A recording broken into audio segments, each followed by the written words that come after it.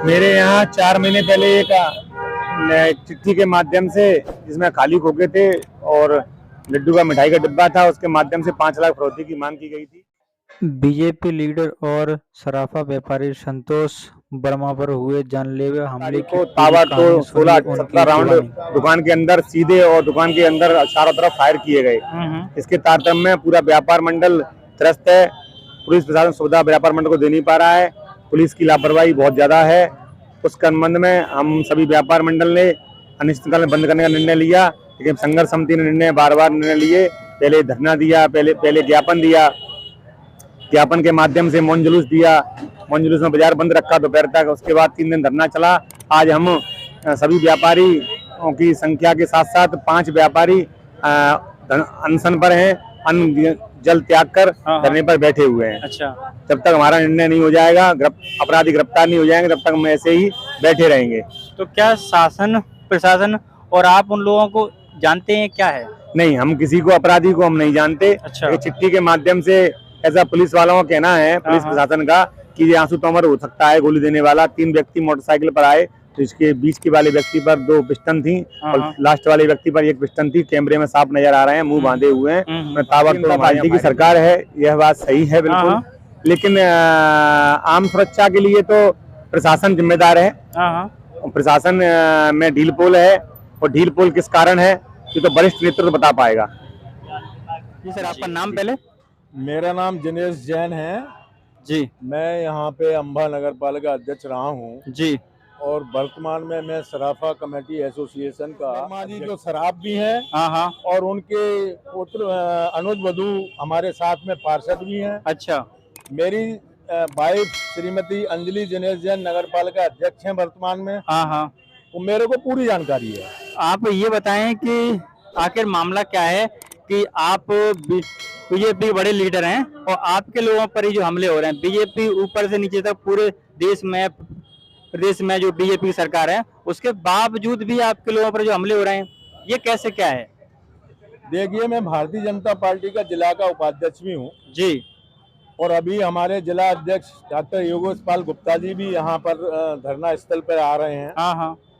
और मुझे उम्मीद है कि शायद हमारे पुलिस अधीक्षक जी, अच्छा, आदरणीय बागरी साहब भी अभी आने वाले हैं। अच्छा, हम उनसे चर्चा करेंगे। जब ये घटना हुई उससे कुछ महीने पहले असामाजिक तत्वों ने पत्र के माध्यम से संतोष वर्मा से 5 लाख रुपए की डिमांड की थी। अच्छा। उसकी FIR हमने कराई थी। उसके बाद FIR के बाद ये गोलीकांड हुआ और बीच बाजार में भीड़ के बीच में 2:50 पर दोपहर में फायरिंग किया पिस्टल और रिवॉल्वर से और 15 गोलियां उनकी दुकान में मारी गई। लेकिन वहां पर तमाम ग्राहक बैठे हुए थे, उनमें महिलाएं ज्यादा थी। तो दुर्घटना में भगवान की कृपा से वो बच गए। लेकिन उसके बाद हमने FIR लॉन्च की। अच्छा, क्योंकि हमारी सरकार है, आपने बोला था। बिल्कुल। हम लोग गए, हमने बात की ऊपर मुख्य ये अपने SP साहब को भी हमने ज्ञापन दिया था जी। उन्होंने हमको आश्वस्त किया था कि हम 3 दिन के अंदर अपराधियों को पकड़ लेंगे।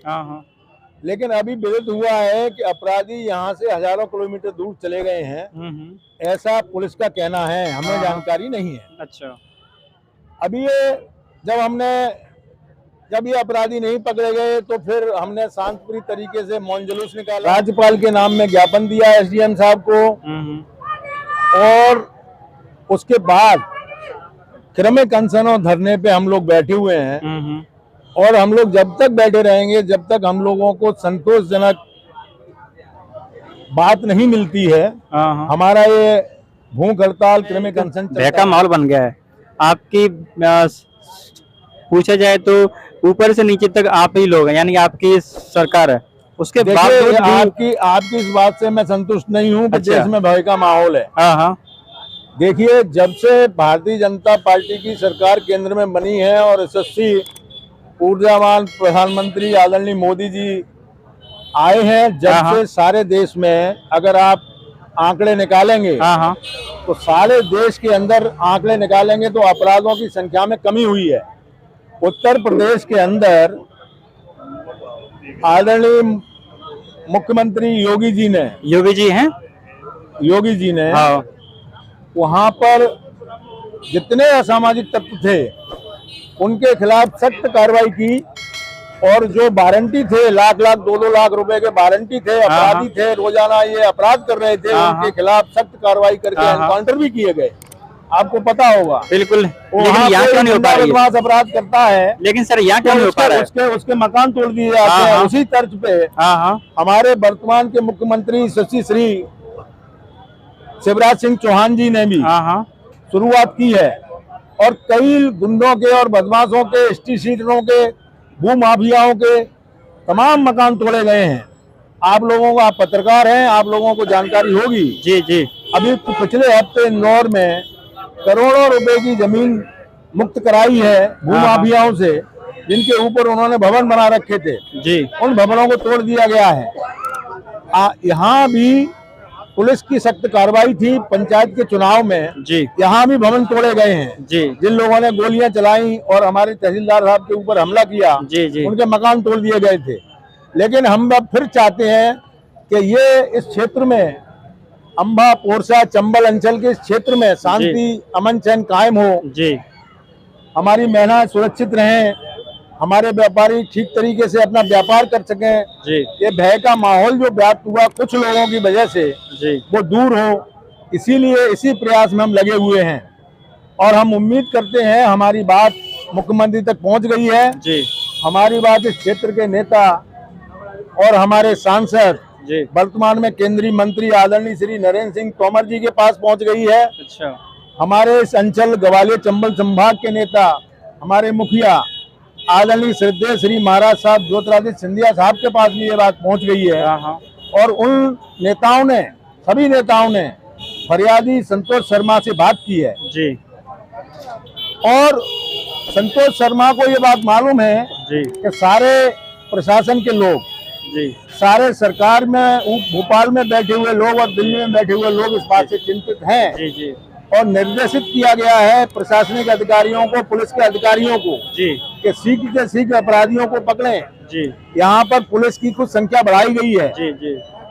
हमारे संतोष वर्मा को सुरक्षा गार्ड प्रदान किया गया है जी। लेकिन ये सब बातें क्षणिक होती हैं, इससे हम पूर्ण रूप में आश्वस्त नहीं हुए। इसलिए हमारा ये आंदोलन चल रहा है और अगर आवश्यकता पड़ी तो व्यापारियों के पास एक ही चीज होती है, हमारा हथियार, कि हम संपूर्ण जिले के अंदर और संभाग के अंदर अपने व्यापार को बंद करते हैं जी। और शासन के खिलाफ और प्रशासन के खिलाफ अपनी आवाज उठाएं। ये हमारी मजबूरी होगी, लेकिन हम चाहते हैं कि समस्या का हल जल्दी निकल जाए और उम्मीद भी करते हैं कि समस्या का हल जल्दी निकलेगा।